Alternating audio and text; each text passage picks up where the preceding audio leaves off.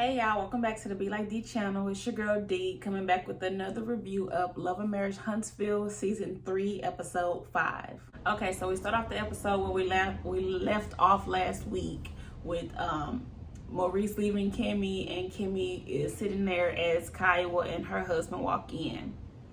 And of course it's awkward. Kimmy trying to be that social, like, oh yeah, everything's good. Well, he left. Yeah, he left, so I don't know, but he left us to talk, so I'm just tell you what he was thinking. And it was real awkward, and I'm happy that Kimmy called it in her confessional that it was awkward, and that's just what it is, especially since this is what Maurice has dealt her. And they had that little conversation about Kimmy tells Kiowa about Tiffany telling her about Monster vaping in the restroom at school, and Kyle was like, yeah, I know, it seemed like it was so awkward, and it was hard to gauge if Kiowa was like trying to be friendly, but then she ended up starting to be a little friendly, and they all kind of laughing, but you can definitely see Kimmy tiptoeing around her to make her feel comfortable, which I kind of was like, I don't know about that, but I guess. Okay, so now Tisha and Destiny are over to some kind of car lot trying to get new cars, and apparently Tisha said the watch Marcel gave her for her graduation party was cute, but she wants the real gift, which is a Hot Girl Summer car. I'm like, they said Hot Girl Summer, I don't even know how many times in this scene. I'm like, girl, shut up. I get it, but you ain't gotta keep saying, okay? Shit. And then here come Destiny, gotta drop the bomb that, well, yeah, for my next husband. And Tisha like, wait, what? So she finally tells Tisha that she divorced, and Tisha is surprised, and then Tisha is gonna get in her confessional and say this group is going through a divorce pandemic. Okay, Tisha, I like that one. That was funny. Cause she was like, we got Mel and Martell, not Destiny and LeBerick. I wasn't expecting Destiny and LeBerick now, but she said Mel and Martell was a long time coming. I'm like, okay, Tisha, you got something finally, girl. Don't be crying again, okay? Don't cry again about that dumb shit no more, okay? Hold up, Tisha. Now you done pissed me off, because 1 minute you got me laughing, and the next you talking about we went down to Houston, and girl, let me tell you, them Houston girls, they don't care if your man married. They'll try to take your man. I'm like, hold up, bitch. Don't do Houston now. Chillax, stay your ass out there in Huntsville, okay? How about you do that? Hold up, Destiny. Is that you bringing up Tisha's shit? That's funny. So now she gonna bring up the rumors about Marceau in her confessional, and she's talking about, well, Tisha is very optimistic about her relationship. But we've all heard the Marceau rumors about kids being out there. Destiny, oh my goodness, I wasn't expecting that. I had to rewind it. I was like, what? She said, what? Okay, so then Melanie calls while they at the car dealership. That's what it's called, car dealership, and she invites them to have a girls' night in or something like that at her house. They're gonna have fun or whatever. And here come Destiny. Are you gonna invite Tiffany? And she's like, of course I'm gonna invite Tiffany. And then Tisha like, who is Tiffany? And then she's like, oh, I'll fill you in. Yeah, we'll fill you in. And here we go with the drama. So then she says she brought this girl that she don't know to her birthday party, and I guess she was telling me she was bringing me some tea, but it really wasn't piping hot. It was ice cold sickles, and it was like, why is she still talking? I was like, that was true, because the girl, it was old tea. Like, nobody wanted to hear that. Nobody care. Well, we care because Destiny don't be telling her business, but girl, it should have been something that just happened. And I know then they both said it was years ago. I don't want to hear about no shit that was years ago. Destiny's telling Tisha what happened with Tiffany at her birthday brunch, and then Tisha like, I already don't like this girl because she already starting off messy. And then she said, like, yeah, and she brought up Monster vaping in the bathroom. Tisha was like, oh, hell no. I said, okay, girl, go for family. Hell no, bitch. And she said, all right, I already know I ain't gonna like her. I don't even need to meet her. I said, okay, Tisha. Tisha making some sense this episode. I'm surprised. Oh yeah, and then she was like, yeah, she thought she was bringing you some tea, or as Marceau would say, tea with a little pea in it. And that's in reference to when All About the Tea was going after him on her page, talking about his other kids that he supposedly got maybe with somebody else. And he did his video saying that it's not all about the tea, it's all about the pee, because she's serving y'all tea that got pee in it. So that was that reference. That was cute. That was cute. And why that dude at the counter listening to them talk, and then the camera pans to him and he like, why you being nosy? Okay, so now Tisha done tricked Marceau's ass into going to a therapy session. That is hilarious, Tisha. You own one this episode. So she done tricked him into going to a therapy session. And he went in there like, is this what we meeting up at? And then she's like, yeah, right over here. And they go into the building. They see Dr. Francis. And then he just still looking like, okay. And then he's like, oh, Dr. Francis, like, oh, sit down. Go ahead and sit down. This is not going to be intrusive or anything. And then Marceau look at Tisha like, what the fuck is this? And he said, I'm sorry, is this like a counseling thing? And then he's like, yes. And he's like, oh, I wasn't aware of this. And Dr. Francis is like, oh, shit, y'all don't put me in this shit. That's what you gotta do. You gotta trick him, because he sure wasn't gonna go. Just like he said in his confessional, if he knew it was a counseling session, he would not have came. And then Tisha said, that's why it's better to ask for forgiveness than permission. And then here come Marceau ass like, y'all heard it here. It's better to ask for permission. I mean, for forgiveness than permission. And then she's like, hold on, don't use it against me. And he said, yep, got him. That was a cute little couple moment right there. That was cute. And here we go. There go Marceau not being funny no more. Okay? So this whole session, or this part of the session, where he don't even know why they're there, and then the doctor go ahead and ask him, do he know why Tisha brought him here? And it's about prevention and so she can express her emotions and to him. And then he listening to her. The doctor said, yeah, listen to him, listen to her. He listening to her, and she just says that she has a lot on her plate and she just want to figure out a way to balance it out, and then for them to balance it together. And then the doctor's like, so what did you hear? And he said, I heard you complaining that you can't handle what you put on yourself. This nigga, I'm laughing, but it's not funny because this nigga is full of shit. The whole time he was over talking her, and even the therapist, Dr. Francis, was over there like rolling his eyes like, oh, he one of these niggas. That's what Dr. Francis was like. He really was like, oh my God, this dude. Marceau showed his true colors again. I mean, it's always been there, but he tried to cover it up part of last season because he became more funny and more entertaining. But now he brought that dumb shit back where he want her to be at home, and what he said that she brought all this stuff on herself, so she want to be Superwoman. Go ahead and be Superwoman. I said, oh.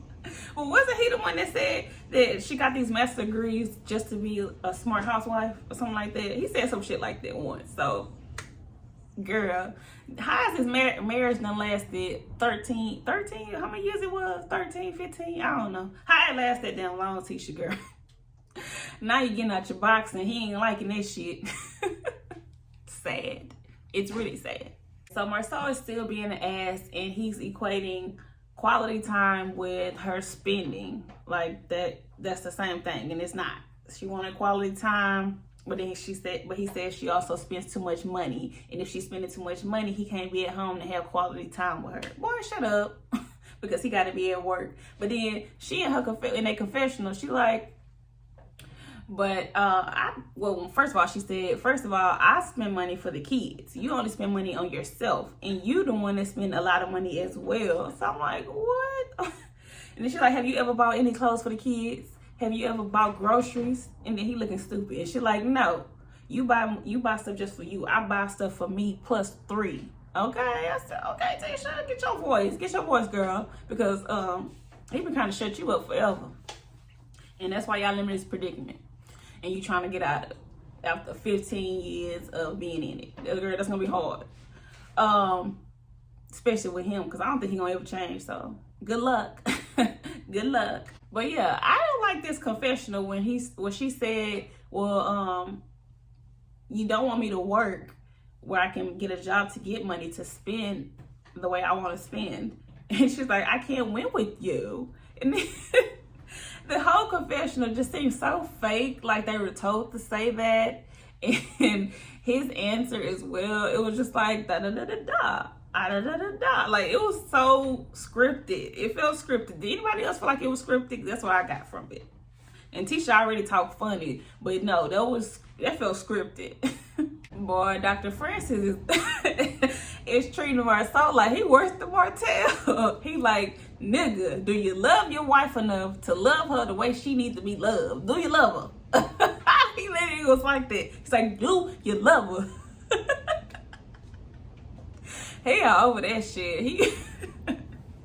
He like, please don't come back. So then they counseling session in with them leaving out pretending like everything all good. They feel like they got something out of it. And of course, Marcel making a joke like, yeah, this was good. I think you cured me. I think we should do this once every 15 years maybe, yeah? And then the Dr. Francis just like, oh, really? Okay. And it's like, yeah, just keep coming back and talking. And of course, him and Tisha go outside and they have a whole argument because he's like, why the fuck you brought me here? And then she like, I think it was good. You said you were coming back. So we're going to be a man of your word. We're going to come back and communicate, because I feel like he really got through to you and you were listening, because when you don't want to listen to me, you just check out. You just check out.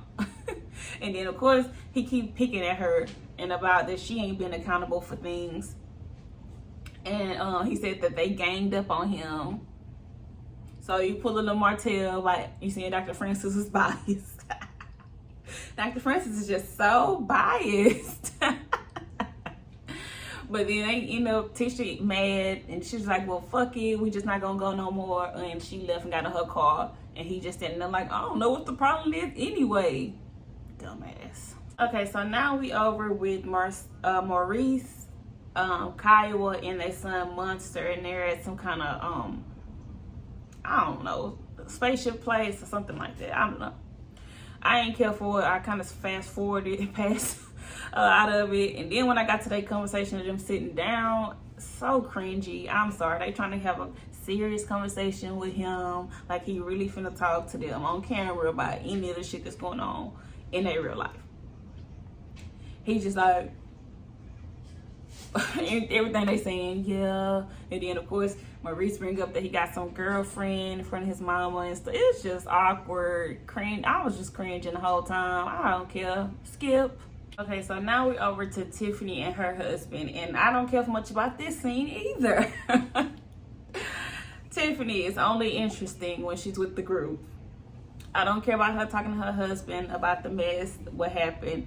And her husband was looking a little messy himself. He was like, so what happened? He got his leg up and shit. He was like, that was funny. He was like, so what happened with that? I was like, why is he sitting like this?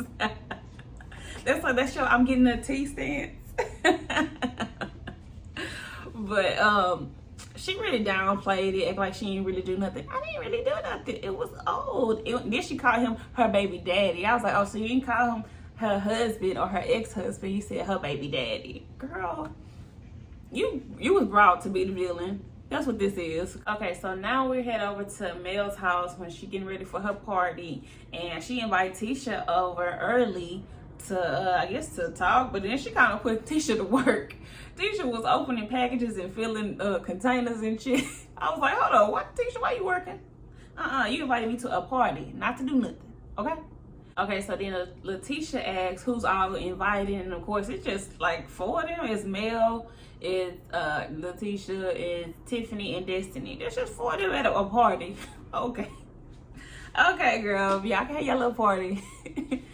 But then she like, well, yeah, I've been hearing Tiffany is a little pot stirrer.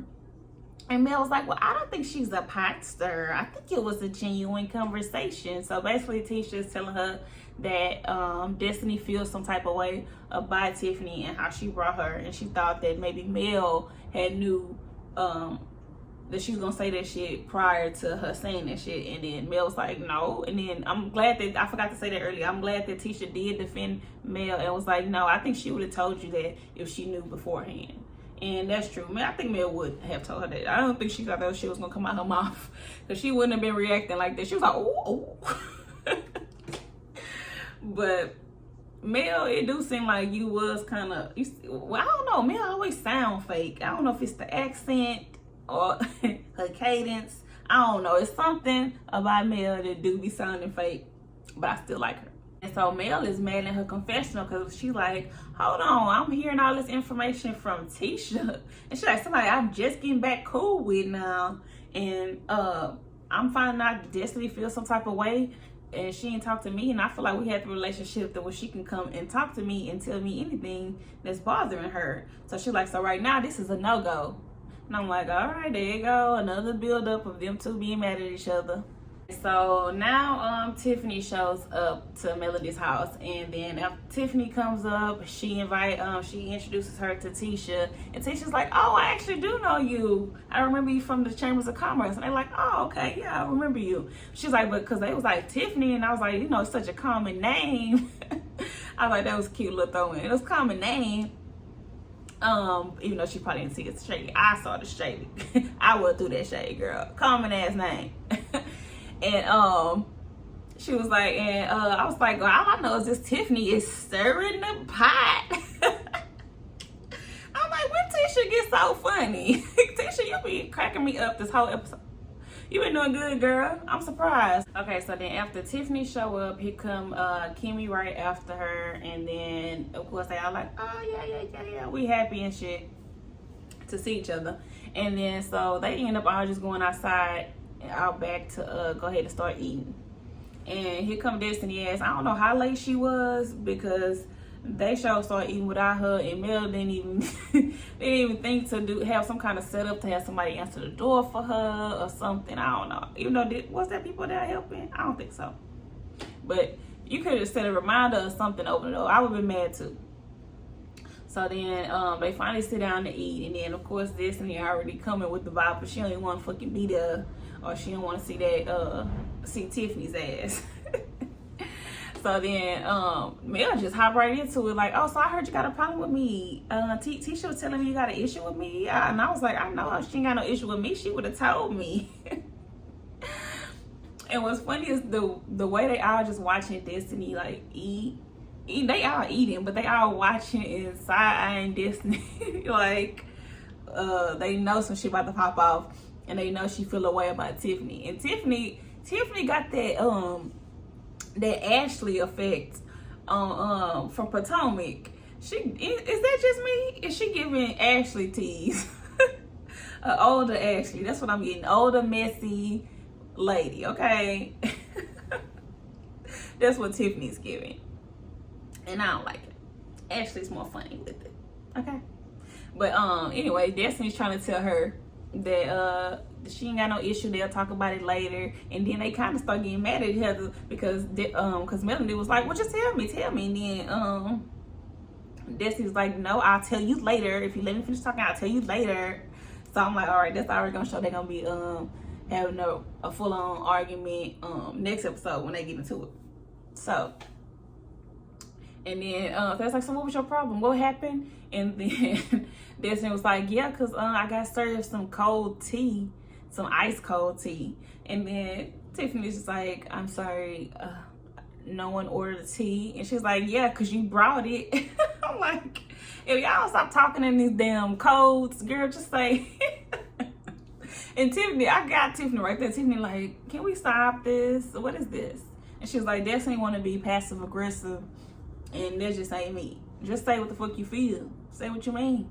All right, so that was about it. They still arguing at the table, going back and forth. Everybody looking at each other side eye like, oh shit, it's about to go down. And that's the end of the episode. All right, y'all, and that is the end of my review for Love and Marriage Huntsville Season 3, Episode 5. Please remember to like, comment, and subscribe to the Be Like D channel, okay? And drop down in the comments, let me know what y'all think, what y'all seen in the episode that I didn't see, and we can get to chit-chatting, all right?